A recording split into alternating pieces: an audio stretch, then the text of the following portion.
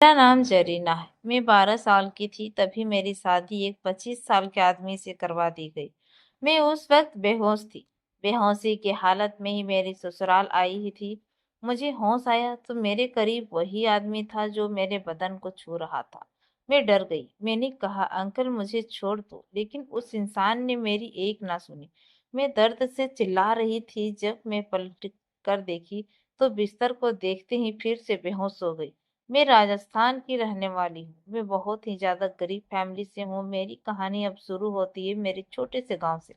यहाँ एक छोटा सा गांव है। हम दो बहनें और मेरी माँ रहती है, जिसमें मेरी माँ की तबीयत बहुत ज्यादा खराब रहती है। मेरी माँ की बहुत बड़ी बीमारी हो गई थी कि वह कैंसर से जूझ रही थी।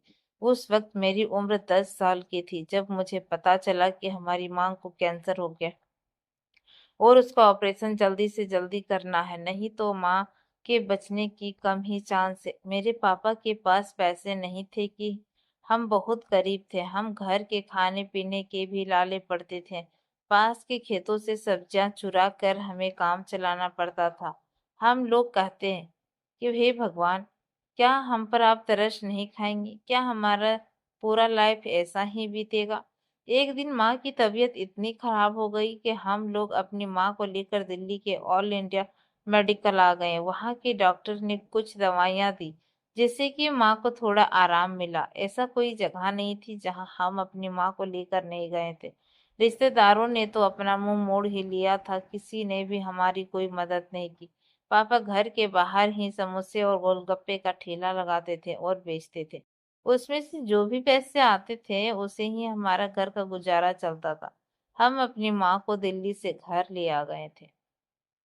इसी तरह से हमारा टाइम बीत रहा था। देखते ही देखते 3 साल बीत गए।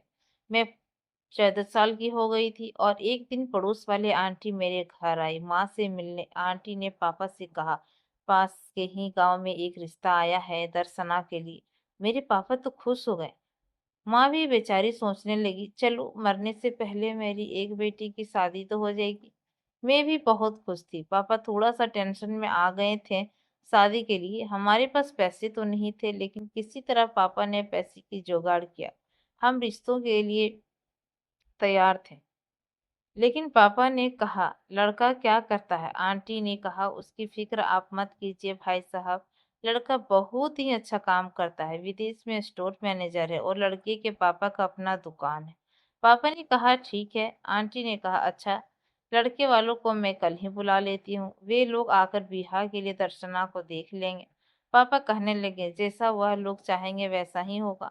आंटी कहने लगी, वह लोग 15 दिन के अंदर अंदर ही शादी करना चाहते हैं, क्योंकि उनका बेटा विदेश से आया हुआ है और फिर 3 महीने बाद वापस भी चला जाएगा। पापा किसी तरह तैयार हो गए। पापा गांव के कुछ लोगों से मदद तो उन्होंने 1 लाख रुपए का इंतजाम कर दिया। इस तरह शादी के सारे चीज़ों की बंदोबस्त हो गई थी।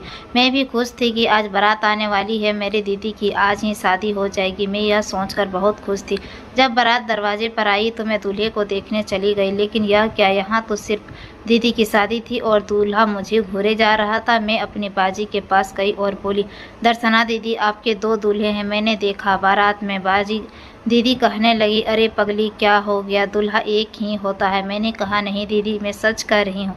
मैं सोच में पड़ गई। पापा जल्दी से मेरे पास आए और कहने लगे, जरीना तुम भी तैयार हो जाओ, बड़ी दीदी को भी तैयार करके स्टेज पर ले आना। मैंने कहा, ठीक है पापा। मैं दीदी को स्टेज तक ले आई। पड़ोस वाली आंटी आई और बाजी को आने की दीदी को दूल्हे के पास बैठा दिया और मैं उस तरफ चली गई जिधर खाना पीना मिल रहा था। लोग खाना खा रहे थे और मैं भी खुश थी। खाना खाने लगी। मुझे तो पता भी नहीं था कि आज मेरी भी शादी है और मैं अपनी ही दीदी का खाना खा रही हूँ। मैंने पेट भर कर खाना खाया और इधर उधर खेलने लगी। खेलते हुए स्टेज तक आई दीदी की शादी देखने के लिए। अचानक से आंटी मुझे पकड़ कर बोली, तुम इधर क्यों खड़ी हो? जाओ, वो दूसरा दूल्हा तुम्हारा है, उसके साथ बैठो। आंटी ने ज़बरदस्ती उसके बगल में बैठा दिया। मैं बोली, आंटी यह क्या कर रही हैं आप? आंटी बोली, अरे पागल लड़की, आज तुम्हारा भी शादी है, तुम्हें पता नहीं है कि दीदी के साथ तुम्हारा भी शादी है? यह सुनकर तो मेरा दिमाग ही काम नहीं कर रहा था। मैं करूँ तो क्या करूँ, क्योंकि मैं इतनी छोटी थी कि मेरी उम्र सिर्फ और 13 साल की थी। मेरी तो अभी तक पीरियड्स भी नहीं आए थे, फिर मेरी शादी कैसे हो सकती है। मैंने जल्दी आंटी का हाथ छोड़कर पापा के पास गई। मैंने पापा से कहा, यह सब क्या है पापा, मेरी भी शादी तो दीदी की है ना, फिर मेरी दीदी क्यों जा रही है। आंटी की क्या कर रही है, मेरी शादी भी है। आंटी सच कर रही है मेरी प्यारी बेटी। पापा कहने लगे, हाँ बेटा, तुम्हारी भी शादी है मेरी बच्ची, यह मेरी मजबूरी है, तुम्हें शादी करना ही पड़ेगा। अही तेरी माँ भी चाहती है, और हाँ, तेरी माँ को भी पता है कि आज तुम्हारी शादी है, और तुम इस किसी तरह से मना किसी को नहीं करना। चुपचाप जो आंटी कर रही है उसे तुम सुनो।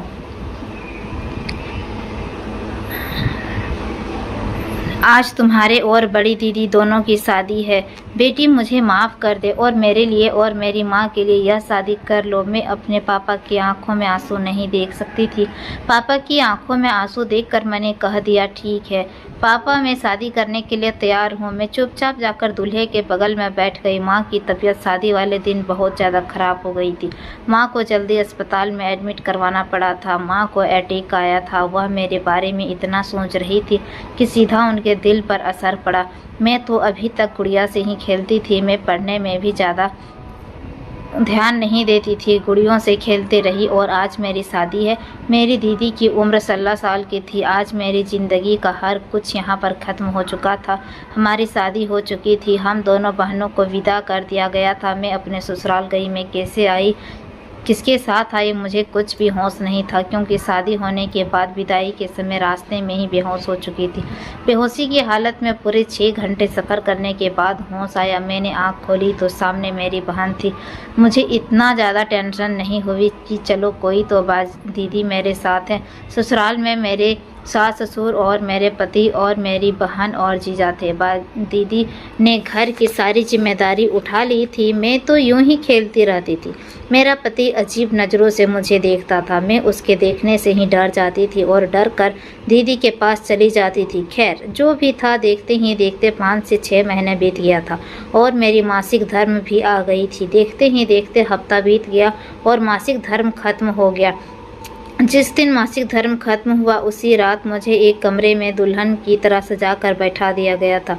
मैं दुल्हन बनी बैठी थी, तभी देखा कि मेरे पति कमरे में आ रहा है। उसे देखकर मैं डर गई, क्योंकि वह बहुत ही नौजवान और हट्टा-कट्टा आदमी था। उसकी उम्र लगभग 25 साल की होगी। वह मेरे पास आया, मेरे चेहरे को छूने लगा, मेरे बालों को सहलाने लगा। मैं डर कर काँप रही थी। मैं कह रही थी, अंकल मुझे छोड़ दो। वह गुस्से से मेरी तरफ घुरा और कहने लगा, सुनो, मैं तुम्हारा अंकल नहीं हूँ, मैं तुम्हारा पति हूँ। मैंने कहा, ठीक है। मैं डर से काँप रही थी। मुझे कुछ समझ नहीं आ रहा था कि मैं क्या करूँ, लेकिन मैं कह रही थी कि आप मुझे ऐसे टच मत कीजिए। वह कहने लगा, अरे पागल, तुम मेरी पत्नी है और मैं तुम्हारा पति, और मेरा अधिकार है कि मैं तुम पर अपना अधिकार दूँ। मैं जानता हूँ कि तुम्हें नहीं पता होगा, इसलिए तो मैं तुम्हें आज बताऊँगा कि पति पत्नी के बीच क्या होता है। तुम डरो नहीं, मैं तुम्हारे साथ तुम्हें डराने नहीं आया हूँ, बल्कि तुम्हें प्यार करने आया हूँ। ऐसा कहकर मुझे अपनी बाहों में भर लिया था और मैं उसे मना करती रही, मुझे छोड़ दो, मुझे छोड़ दो, बहुत तकलीफ़ हो रही है। लेकिन वह एक ना सुना। लेकिन उसने मेरी एक ना सुनी। दरिंदों की तरह रात भर वह मुझे नोचता रहा। उसे मुझ पर जरा सी भी तरस न आई। उसे पता था कि मैं इस लायक नहीं हूँ। तब भी मेरी सुबह हुई। मेरा पूरा शरीर दर्द से फट रहा था। मैं दर्द से तड़प रही थी और रो रही थी। सुबह मेरी दीदी मेरे कमरे में आई और मुझे बिस्तर समेत उठाकर बाहर ले आई और मुझे नहला धुला कर कपड़े पहना कर वह मुझे आराम करने के लिए कह दिया। खाना बनाने खुद ही चली गई थी। मेरे लिए वह खाना लेकर आई। मैंने खाना खाया और सो गई। मैं बहुत रो रही थी। अपनी दीदी को कह रही थी कि दीदी, आप मुझे छोड़कर नहीं जाना। वह दरिंदा मेरे पास आ जाएगा, मेरे साथ फिर से वह सब करेगा। बहुत अजीब इंसान है। उसने मेरे साथ बहुत गलत किया है। दीदी कहने लगी, घबराओ नहीं जरीना, सब ठीक हो जाएगा। देखना, तुम बिल्कुल ठीक हो जाओगी, बिल्कुल पहले जैसा खेलने कूदने लगोगी। तुम्हें घबराने की कोई ज़रूरत नहीं है। मैं हूँ ना तुम्हारे साथ। दीदी मुझे समझाकर कमरे से जा चुकी थी। मैं सो गई थी। देखते ही देखते 1 महीना बीत गया। तभी मुझे उल्टियाँ आने लगीं और मैं चक्कर खाकर आंगन में ही गिर पड़ी। मेरी सास और दीदी दौड़कर मेरे पास आए और उन्होंने डॉक्टर को बुलाया। डॉक्टर ने मेरी चेकअप किया तो बताया कि मैं प्रेग्नेंट हूँ। मैं तो डॉक्टर की बात सुनकर समझ ही नहीं पाई थी कि यह सब क्या होता है और यह लोग क्या कह रहे हैं कि मैं प्रेग्नेंट हूँ। यह कैसी बीमारी है, मुझे नहीं पता था कि प्रेग्नेंट का मतलब क्या होता है। लेकिन अच्छी तरह यह बात पता थी कि उस दिन पापा घर आएंगे। कहने लगे माँ बिल्कुल ठीक हो गई है। यह कैसा चमत्कार था। आज पता चला कि मैं प्रेग्नेंट हूँ और आज ही पता चला कि माँ ठीक हो गई। मैं तो डर गई थी कि कहीं माँ परेशान ना हो जाएगी यह सुनकर कि मैं प्रेग्नेंट हूँ। खैर माँ ठीक हो चुकी थी। इस बात की मुझे बहुत खुशी थी। लेकिन अब तो मेरी ज़िंदगी पूरी तरह से बर्बाद हो चुकी थी, क्योंकि मेरी शादी एक ऐसे इंसान से हो चुकी थी जिसका मेरे साथ कोई जोड़ नहीं था। कुछ दिनों बाद मुझे पता चला कि मेरे पति ने अपने माँ बाप से छुपा कर एक और शादी कर रखी थी। वह लड़की मेरे सास ससुर को पसंद नहीं थी। मुझे इन सारी बातों की कोई जानकारी नहीं थी और ना ही मुझे समझ आती थी। मैं सोचती थी कि चलो एक और पत्नी तो है, उसमें मेरा क्या बिगड़ेगा। मेरी तो अब उस इंसान के साथ शादी हो चुकी है।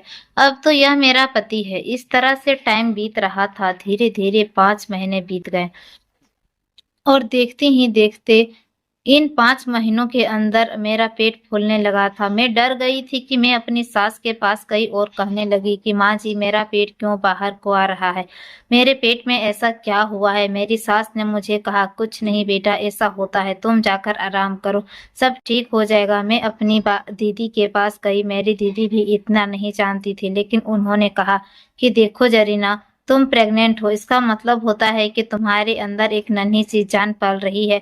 इस नन्ही सी जान को कुछ ही दिनों में तुम जन्म दे दोगी। मेरी दीदी तो बहुत खुश थी। शादी के 3 महीने बाद जीजा जी कतर चले गए थे। वह उन्हीं पर जॉब करते थे और वह तो बहुत अच्छे इंसान थे। दीदी भी जीजा को बहुत चाहती थी। दीदी की बातें सुनकर मैं चुप हो गई और चुप्पी से अपने कमरे में आकर बैठ गई। तभी मेरा पति आया और कहने लगा सुनो, तुम अपना सामान बांधो और इस घर से चली जाओ। मैं तुम्हारे साथ अब नहीं रहूंगा। मैं अब मुनीफा के साथ रहूंगा। वह मेरी बीवी है और मैं उसे बहुत मोहब्बत करता हूँ। वह तो मेरी मम्मी पापा की जिद थी कि मैं तुमसे शादी करूं, क्योंकि वह चाहते थे कि मैं लव मैरिज ना करके उनके पसंद की लड़की से शादी करूं और मैं किसी गांव की लड़की से शादी करूं। तो मैं उनके कहने पर शादी कर ली थी। लेकिन अब मैं तुम्हारे साथ नहीं रह सकता, इसलिए तुम अपना सामान बांधो और निकलो यहाँ से। मैं घबरा गई, क्योंकि अब मैं शादी का पूरा मतलब जान चुकी थी और यह आदमी जो कह रहा था वह मुझे छोड़ने की बातें कह रहा था और ऐसा नहीं कर सकती थी, मुझे नहीं छोड़ सकता था वो, क्योंकि मेरे पापा ने हमारी शादी पर बहुत पैसे खर्च किए थे। पूरे 1 लाख उन्होंने जमा करके लोगों से मांग करके हमारी शादी की थी और यह आदमी मुझे छोड़ देने की बात कर रहा था। और मेरे बच्चे का क्या होगा। मैं रोती हुई अपने सास ससुर के पास गई। दीदी भी वही थी। रो रो कर कहने लगी देखिए जी, क्या कर रहे हैं आप लोग, वह मुझे नहीं रखेंगे। मेरे सास परेशान हो गई थी। मुझे ससुर जी मेरे पति को समझाने लगे कि देखो तुम ऐसा नहीं करो, तुम्हें उसके साथ ही रहना पड़ेगा। जरीना बहुत अच्छी लड़की है, तुम बच्चे की माँ बनने वाली हो, तुम ऐसा नहीं कर सकती हो, तुम यहीं रहो, तुम्हें जरीना के साथ ही रहना होगा। मेरे पति को सारे लोग समझा रहे थे, लेकिन वह किसी का नहीं सुन रहा था।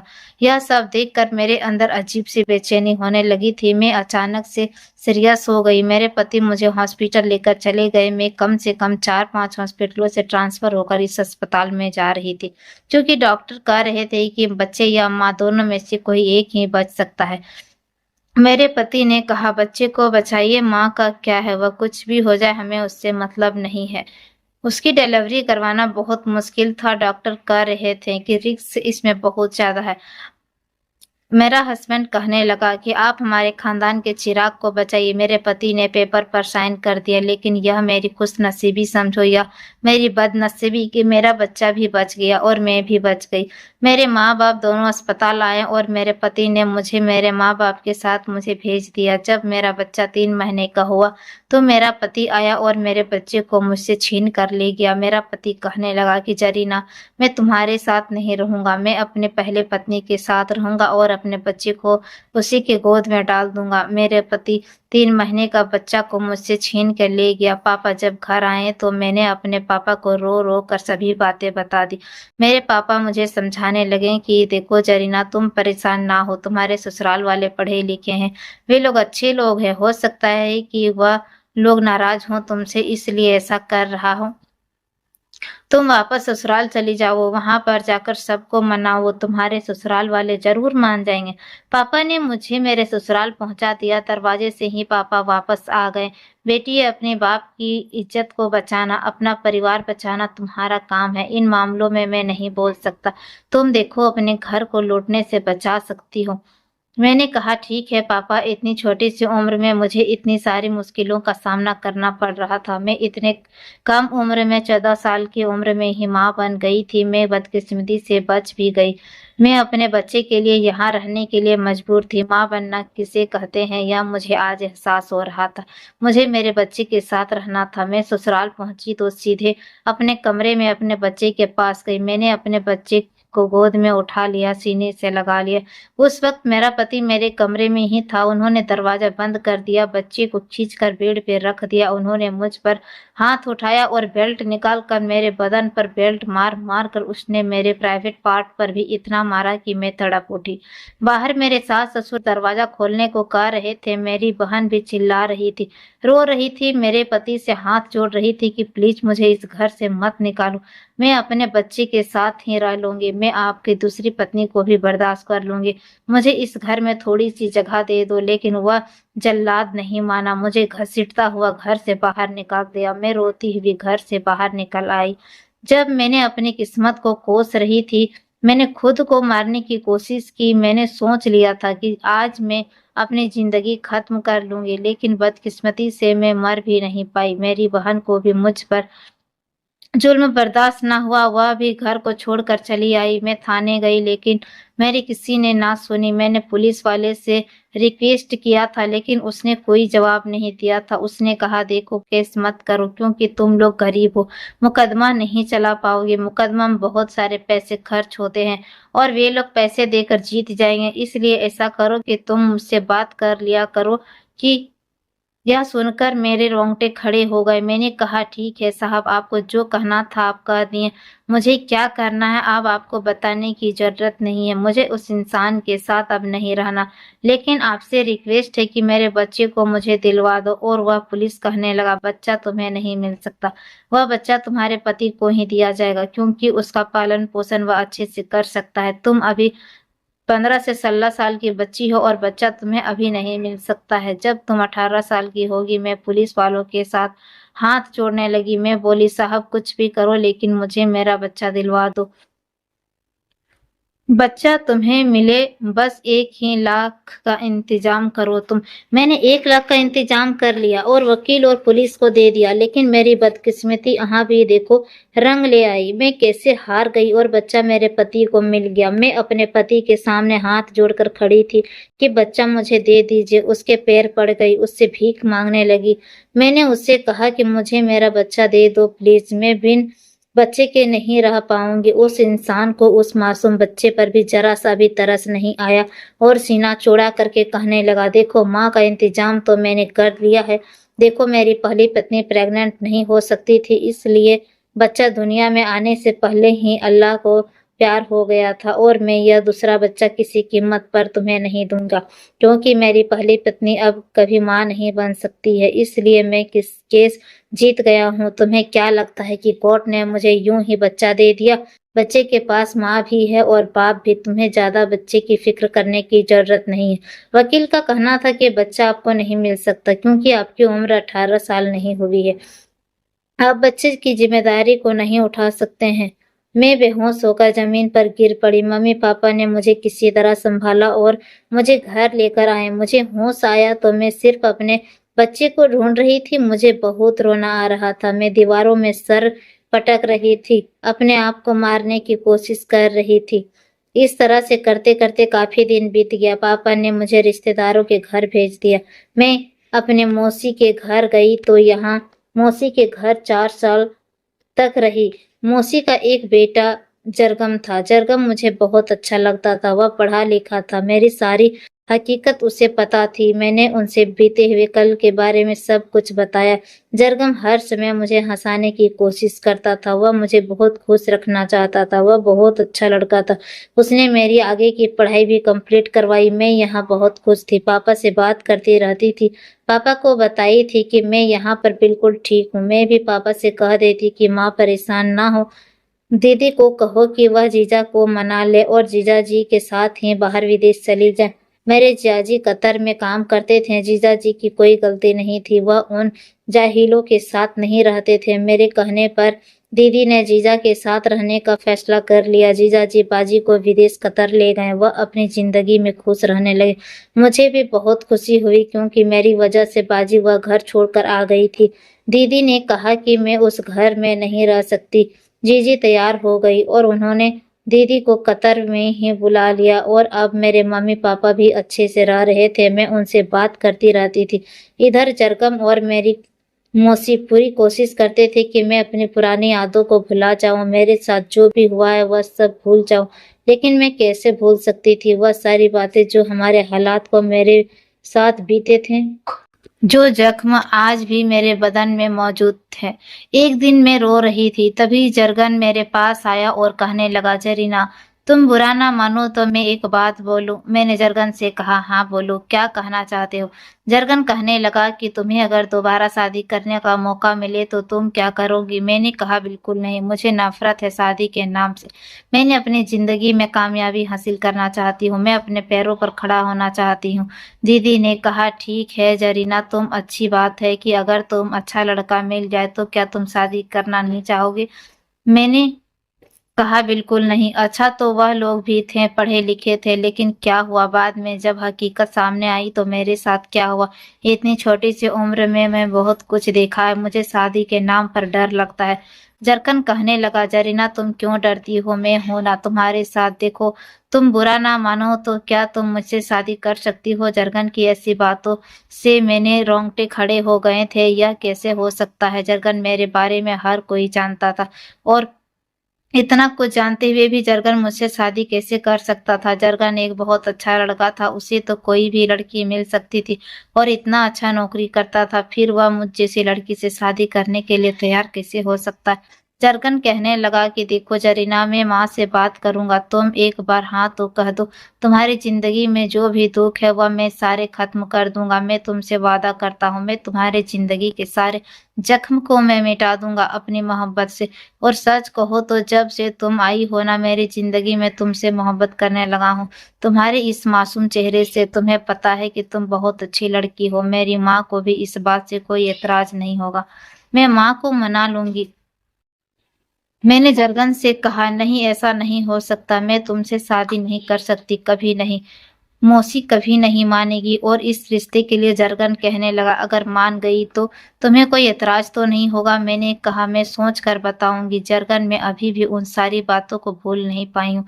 मैं अपने बच्चे को आज भी याद करती हूँ, मेरा दिल तड़प उठता है। मैं अपने बच्चे को पाना चाहती हूँ, अपने बच्चे को छूना चाहती हूँ, उसके साथ भी रहना चाहती हूँ, पर मेरी किस्मत तो देखो, उसे सीने से भी नहीं लगा सकती। जरगन कहने लगा, जरीना देखो, मैं समझ सकता हूँ, लेकिन तुम जिंदगी भर अकेले नहीं रह सकती हो, तुम्हें किसी के साथ तो जरूर रहना होगा। तुम अकेली जिंदगी कब तक बिताओगी। जरगन मेरे करीब आया और कहने लगा, देखो जरीना, मैं तुमसे बहुत मोहब्बत करता हूँ, तुम्हारे लिए मैं तुम्हारे बच्चे को भी अपनाने को तैयार हूँ। तुम एक बार हाँ तो कर दो, मैं तुमसे शादी करके तुम्हारा बच्चा भी जरूर वापस लाऊंगा और तुम्हारी गोद में लाकर रख दूंगा। जरगन का इतना कहना था कि मैं फूट फूट कर रोने लगी थी और जरगन के सीने से लग गई। जरगन ने मुझे अपनी बाहों में भर लिया। तभी मेरी मौसी ने हमें देख लिया। जरगन खाला के पीछे पीछे चला गया और अपने कमरे में जाकर अपनी मौसी को पूरी कहानी सुनाई कि मैं जरीना से मोहब्बत करने लगा हूँ। जरगन ने पूरी कोशिश की कि मौसी को मनाने की। मौसी ने कहा, जरगन मुझे तो जरीना बहुत पसंद है और मैं जरीना को अपने बहू भी बनाना चाहती थी, लेकिन मुझे डर था कि कहीं तुम मुझसे नाराज ना हो जाओ। जरगन यह बात मुझ सुनकर मौसी के सीने से लग गया था। मौसी और जरगन मेरे कमरे में आए। मौसी ने कहा, जरीना मेरी बच्ची, तुम बहुत दुखी हो, मैं चाहती हूँ कि जरगन से शादी कर लो और अपनी ज़िंदगी की नई शुरुआत करो। तुम सारे परेशानी और दुखों को भूल जाओगी, अपनी ज़िंदगी की नई शुरुआत करो। मैं अपने मौसी के सीने से लग गई और मैं इस रिश्ते के लिए तैयार हो गई। मौसी ने माँ और पापा को भी बुला लिया था। हमारी शादी बड़ी धूमधाम से करवाई। आज मैं जरगन की दुल्हन बनकर उसके कमरे में बैठी हुई थी। जरगन मेरे कमरे में आया और उसने मुझे अपने बाहों में भर लिया, अपनी मोहब्बत से मुझे भिगो दिया। आज मैं बहुत खुश थी। धीरे-धीरे वक़्त इसी तरह बीत रहा था और 4 महीने बीत गए। एक दिन जरगन मेरे पास आया और कहने लगा, "जरीना चलो, हमें इलाहाबाद जाना है।" इलाहाबाद का नाम सुनकर ही मेरे रूह काँप उठी। जरगन कहने लगा, "चलो ना, मैं तुम्हारे साथ हूँ। तुम्हें डरने की कोई भी ज़रूरत नहीं है। मैंने वादा किया था कि मैं तुम्हें तुम्हारे बेटे से ज़रूर मिलवाऊँगा।" मैं जरगन के साथ इलाहाबाद गई क्योंकि यहाँ इलाहाबाद में ही जरगन की ड्यूटी थी। वह पोस्ट ऑफिस में पोस्टमैन था, उसको एक सरकारी प्लेट भी मिली हुई थी, वहीं पर मुझे ले गया। हम दोनों वहाँ पर बहुत हँसी-खुशी ज़िंदगी बिताने लगे। 2 साल बाद मैं प्रेग्नेंट हो गई और यहाँ इलाहाबाद के अस्पताल में ही मेरा इलाज चल रहा था। जो बच्चा मेरे पेट में था वह बहुत कम मोमेंट्स करता था और समय-समय पर मेरा चेकअप भी होता रहता था। डॉक्टर ने मुझे बेड रेस्ट बताया था। मेरा मौसी भी यहाँ मेरे साथ आ गई थी क्योंकि मुझे देखने वाला कोई नहीं था। खाला यानी कि मौसी मेरी बहुत देखभाल किया करती थी और जरगन भी मेरी बहुत ख़्याल रखता था। मेरी ज़िंदगी तो बहुत खुशी से बीत रही थी। मेरा 9वाँ महीना चल रहा था। अस्पताल वालों ने मुझे 15 दिन पहले ही एडमिट कर लिया था क्योंकि मुझे बड़े ऑपरेशन से बच्चे होने वाले थे। मैंने यहाँ के वार्ड में टहल रही थी, तभी मेरी नज़र एक आदमी पर पड़ी जो बहुत परेशान दिख रहा था। शायद मैं उस आदमी को अच्छी तरह से पहचान सकती थी क्योंकि वह आदमी कोई और नहीं थी, मेरा पहला पति जोरान था। वह काफ़ी परेशान दिख रहा था, ऐसा लग रहा था कि जैसे अभी रो देगा। कुछ ही दूरी पर मैंने जोरान के माँ-बाप को भी देखा। जब उन दोनों ने देख लिया, तो मैंने अपने आप को छुपाना चाहा क्योंकि मैं नहीं चाहती थी कि मैं उन लोगों के सामने जाऊँ। मुझे उन लोगों से सख्त नफ़रत थी। डॉक्टर ने काउंटर पर पता किया तो डॉक्टर ने जो बात बताई, मेरे पैर तले ज़मीन खिसक गई। उसने बताया कि मेरे पहले पति की पत्नी मर चुकी है, इसलिए वह आदमी इतना परेशान है। सुबह-सुबह ही उस औरत को एडमिट करवाया गया था और उसका भाई कई सालों से कैंसर का इलाज चल रहा था, जो कि डॉक्टर ने जवाब दे दिया था, उसका बचना बहुत मुश्किल है। कैंसर की वजह से ही आज वह इस दुनिया को छोड़कर चली गई थी। मैं डॉक्टर की बात सुनकर बिल्कुल हैरान रह गई और मुझे बहुत ज़ोरों का दर्द उठने लगा और मैं भी बेहोश हो गई। जब मुझे होश आया तो मेरा दूसरा पति मेरे सामने खड़े बहुत परेशान दिखाई दे रहे थे और मेरी मौसी भी मेरे पास खड़ी थी। उन्होंने जो खबर सुनाई, मैं तो खुशी के मारे झूम उठी। मैं हिलना चाह रही थी लेकिन खाला यानी कि मौसी ने मना कर दिया। मुझे कहा, आराम करो क्योंकि तुम्हारा बहुत बड़ा ऑपरेशन हुआ है और यह बच्चा ऑपरेशन से ही हुआ है और मैं एक बेटे को जन्म दे चुकी थी। जरगन परेशान था क्योंकि मेरी तबीयत खराब थी। वह मेरे लिए बहुत परेशान था। मैंने उसको एक बड़ी ही स्माइल करके दिखाया और बोला, देखो जरगन, मैं तो बिल्कुल ठीक हूँ और तुम भी खुश रहो। हम दोनों का बच्चा इस दुनिया में आ चुका है और हम लोग अस्पताल से डिस्चार्ज होकर अपने फ्लैट में आ गए थे। तब मैं मौसी को और अपने पति को वह सारी बात बताई जो मैंने हॉस्पिटल में सुना था। फिर मैं अपने दीदी को भी फ़ोन मिलाया, उन्होंने भी बात बताई यानी कि अपनी खुशखबरी की बात उसको दी जो मैंने हॉस्पिटल में देखा था। वह बात बिल्कुल सच थी। मेरे पहले पति की पत्नी मर चुकी थी, अब उसका बहुत बुरा हाल था। मेरी बहन भी कतर से इलाहाबाद आ चुकी थी। वह भी मुझसे मिलना चाह रही थी। मेरी बहन मेरे पहले बेटे को लेकर मुझसे मिलने आई। मैंने अपने बेटे को देखकर अपने कलेजे से लगा लिया। मेरा बेटा अब काफ़ी बड़ा हो चुका था, वह पूरे 9 साल का था। पर वह मुझे बिल्कुल नहीं जानता था। उसको देखकर ऐसा नहीं लग रहा था कि वह बिन माँ के पला है। वह तंदुरुस्त था, खूबसूरत था और बहुत उदास था। मैंने उससे उदास होने की वजह पूछी तो वह रो पड़ा और बोला कि मेरी माँ इस दुनिया में नहीं है। मुझे मेरी माँ बहुत याद आ रही है। मैं उस बच्चे को क्या बताती कि मैं उसकी असली माँ थी, लेकिन मैंने कुछ नहीं कहा। उसको सीने से लगाकर बड़ा सुकून महसूस किया। मेरी दीदी ने बताया कि मेरा पति जोरान अपने किए पर बहुत शर्मिंदा है। उसने कहा कि बहुत बछुआ मेरी पहली पत्नी को खो दिया है। तुम्हारी शादी हो गई है और तुमने एक बच्चे को जन्म भी दे दिया। अब उसे यह खबर मिलेगी तो वो और भी ज़्यादा टूट जाएगा और मैं उसे यह खबर ज़रूर सुनाऊँगी और तुम्हारे बेटे को भी। तो मैं पालूंगी क्योंकि मेरा अभी तक कोई औलाद नहीं हुआ है और तुम्हारे जीजा कहते हैं कि मैं उसे अपनी औलाद से बढ़कर मानूंगा।